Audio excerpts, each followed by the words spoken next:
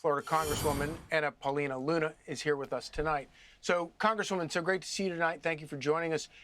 It is remarkable to look back over the past several decades and think about how much the Democrat Party has moved to the left. When Nancy Pelosi started, she began as the farthest left wing liberal Democrat from San Francisco, and now she's part of the sane wing of the Democrat Party. This is the stuff that when I joined Turning Point in 2018 that Charlie Kirk was already recognizing. And yes, indeed, the Democrat Party has changed. I tell this to people, to include people within my own community here in Pinellas County all the time. The Democrats of your grandparents, of your father's generation, they are no longer.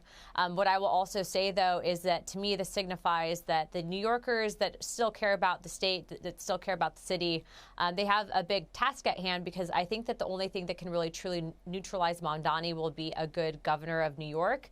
And from what I hear, if Elise Stefanik decides to run, she might just be that governor. So who do you think is going to be in charge of the Democrat Party going forward?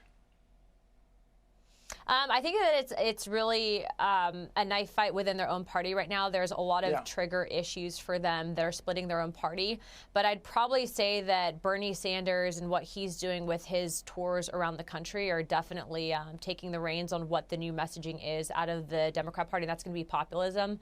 But we have a great counter to that. President Trump has been incredible, not just on the issues that he's been fighting for all Americans on, but I mean, if Republicans can work together, and the key word is work together, specifically on health care, specifically on things like capping prescription prices and codifying those executive orders, then this won't be an issue for the midterms, and we'll continue winning. Because when we talk about those issues, we win on them with the American people. But again, that requires working together.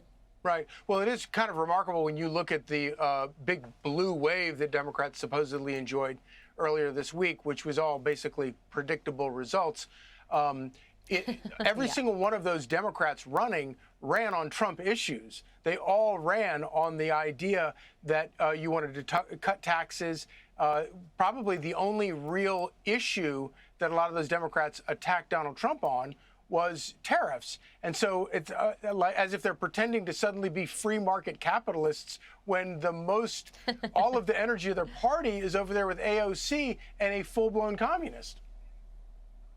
Well, look, what I will tell you is President Trump has a finger on the pulse with the American people. He's been able to broker world peace.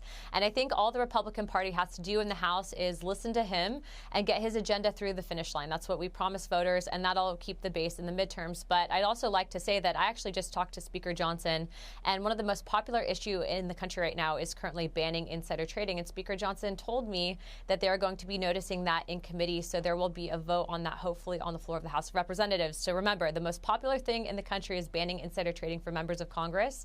Right. And it looks like we're going to get a vote on it, and it will be a Republican conference that does it. Congresswoman, thank you for doing that, and thank you for joining us. Thanks. God bless.